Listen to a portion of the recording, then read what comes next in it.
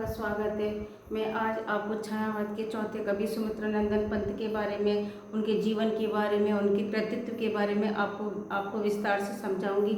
आप मेरे साथ जुड़े रहिए। और अभी मेरा ये नया चैनल है, अभी मैंने नए वीडियो बनाना शुरू किया है, इसलिए भी मुझे इतनी आदत नहीं है।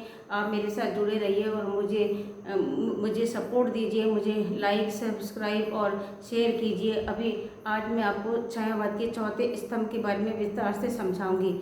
आप तो देखिए कि हम आज बात कर रहे हैं सुमित्रानंदन पंत के जीवन परिचय पर बात कर रहे हैं कि इनका जीवन कैसा था। इनका जीवन और कृतित्व माने होता है कि उन्होंने अपने कविताओं में क्या क्या लिखा, ये इसका कृतित्व होता है। हिंदी साहित्य के कवियों में ये एक विशिष्ट स्थान रखते हैं। हिंदी साहित्य के जितने बड़े बड़े कवि हैं, सूरदास हैं, तुलसीदास हैं, मुंशी प्रेमचंद हैं, महादेवी वर्मा हैं, सुमित्रानंदन पंत हैं, ये इनमें भी इनका विशिष्ट स्थान है। छायावाद के ये आधार स्तंभ है। चार छायावाद के कवि है वो मैं आपको बता चुकी हूँ। महादेवी वर्मा हैं, जयशंकर प्रसाद हैं, निराला जी हैं और सुमित्रानंदन पंत हैं। तो ये एक आधार स्तंभ है। इनकी रचनाओं में प्रकृति प्रेम मिलता है। प्रकृति का चित्रण, कहाँ पर झरने, झील, तालाब, इनकी क्या विशेषता है, पहाड़ों की क्या विशेषता है, इनको प्रकृति से विशेष प्रेम रहा और मानवीय करुणा। इनके काव्य के अंदर मानवीय करुणा का समावेश होता है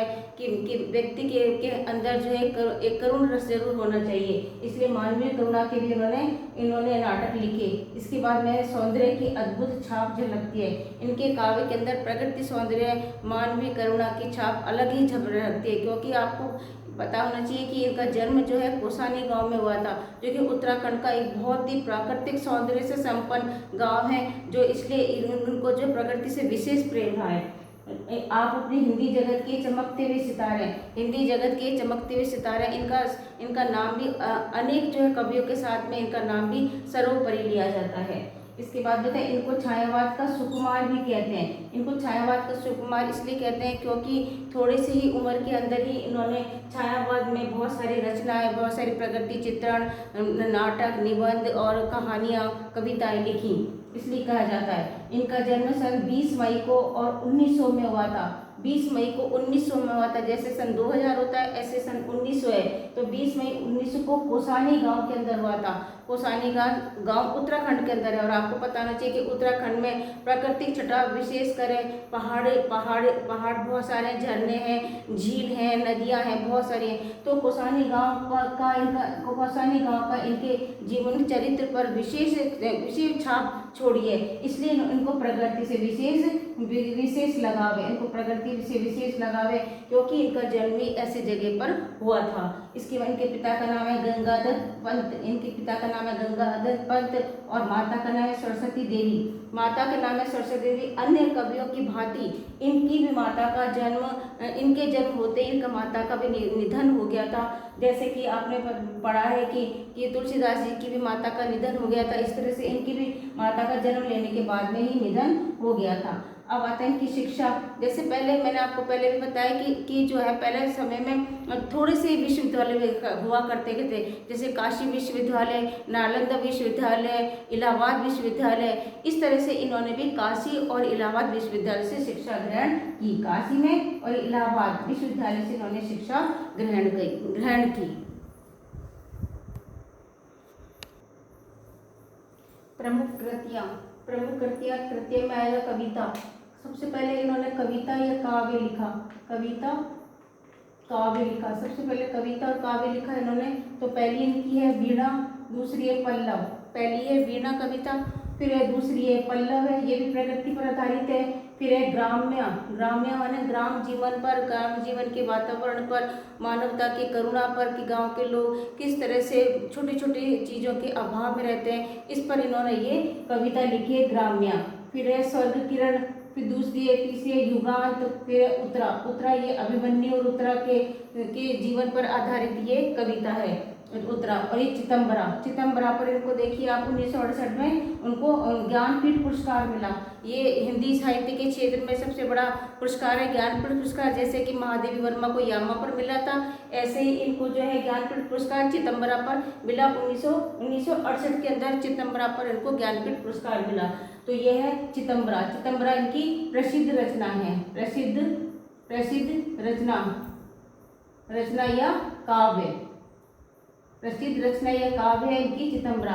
अब आता है गद्य काव्य। गद्य काव्य के अंदर कहानी, निबंध, नाटक ये आते हैं। इसमें रहे कला और बूढ़ा चांद, कला और बूढ़ा चांद इनका ये गद्य काव्य है, गद्य काव्य में। और युगवाणी, युगवाणी भी इनका गद्य काव्य है।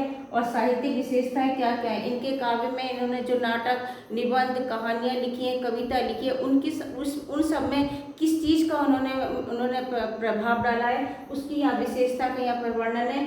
सबसे पहले मैं आपको बता भी चुकी हूँ कि प्रकृति का सजीव चित्रण, सजीव चित्रण माने होता है प्रकृति का यथार्थ वर्णन, जैसे वास्तविकता होती है, जैसे वास्तविक प्रकृति होती है, उसका यहाँ पर सजीव चित्रण इन्होंने इनके काव्य के अंदर, इनकी कविता में मिलता है। तो यहाँ पर है साहित्य में कि प्रकृति का सजीव चित्रण, जैसे कि ये कौसानी गांव में पैदा हुए तो वहाँ के पहाड़ों की सुंदरता, वहाँ के झरनों की सुंदरता, वहाँ के नदियों की सुंदरता, उसके बारे में इन्होंने लिखा है कि प्रकृति हमें सब कुछ कितना कुछ देती है। तो यह प्रकृति का सजीव चित्रण। और फिर इसमें आता है कोमल भावना, यानी शब्दों को उन्होंने सरल शब्दों को उन्होंने उसमें डाला। और प्रकृति और सौंदर्यता, प्रकृति की सौंदर्यता, मनुष्य की सौंदर्यता पर भी इनका प्रभाव पड़ा है। और प्रेम और मानवतावादी दृष्टिकोण, इनका दृष्टिकोण कैसा है, मानवतावादी का दृष्टिकोण है।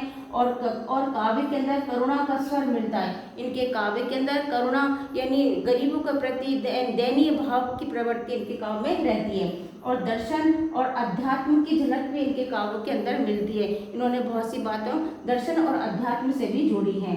इसके बाद आता है इनकी भाषा कैसी है। इनकी भाषा है शुद्ध सरल भाषा है, कहीं कहीं पर संस्कृत शब्दों का भी समावेश है और कहीं कहीं पे तत्सम शब्दों का भी समावेश है। और काव्यात्मक विशेषता है कि इनके काव्य के अंदर संस्कृत शब्दों का भी समावेश है। अब पुरस्कार और सम्मान आता है, जैसे कि जब कभी प्रगति के शिखर पर होता है तो किसी न किसी पुरस्कार से देकर उनको सम्मानित किया जाता है। तो हमने आपको पहले भी बताया कि ज्ञानपीठ पुरस्कार जो है हिंदी साहित्य के क्षेत्र में ज्ञानपीठ पुरस्कार दिया जाता है। तो इनको चितंबरा पर 1968 में ज्ञानपीठ पुरस्कार मिला। इसके बाद में आता है पद्म भूषण, ये हमारे राष्ट्रीय पुरस्कार है। पद्म भूषण पुरस्कार इनको 1961 में मिला। और साहित्य अकादमी पुरस्कार इनको साहित्य के क्षेत्र में दिया गया।